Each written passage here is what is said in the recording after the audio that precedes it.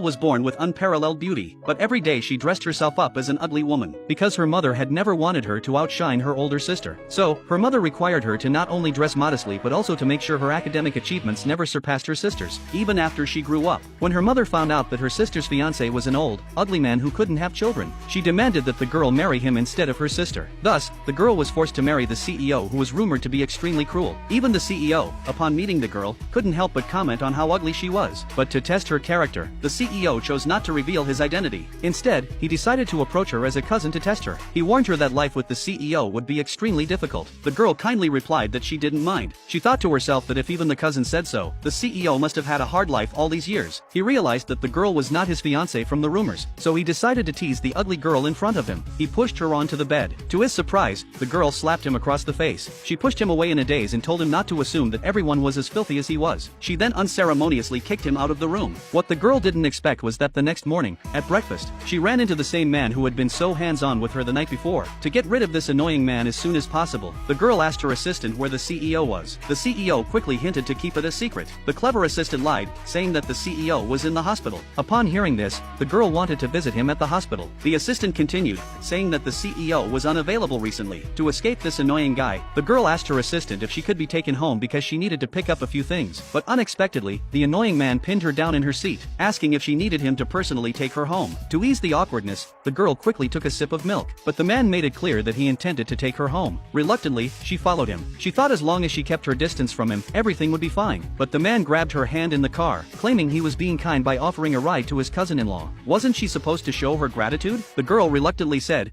"Thank you." Just as she was about to get out of the car, the CEO kissed her. This made her face turn bright red instantly. She hurriedly got out of the car, but as soon as she entered the house, her mother scolded her, accusing her of being with the groom's cousin on their first day of marriage. She feared that her actions would put the whole family's lives in danger. At this moment, her sister came out and mocked her, saying she should be more restrained, or else she would disgrace the entire Jung family. Hearing their hypocritical moralizing, the girl knew that what they really cared about was their own interests. She couldn't help but feel sorry for being born into such a family. At this moment, the CEO, standing outside, suddenly noticed two suspicious figures watching him from behind. He intended to lure them in, but after a fierce fight, he was seriously injured. He had no choice but to flee into an alley. Just as he was about to take a woman hostage to seek help, he realized the woman was his wife.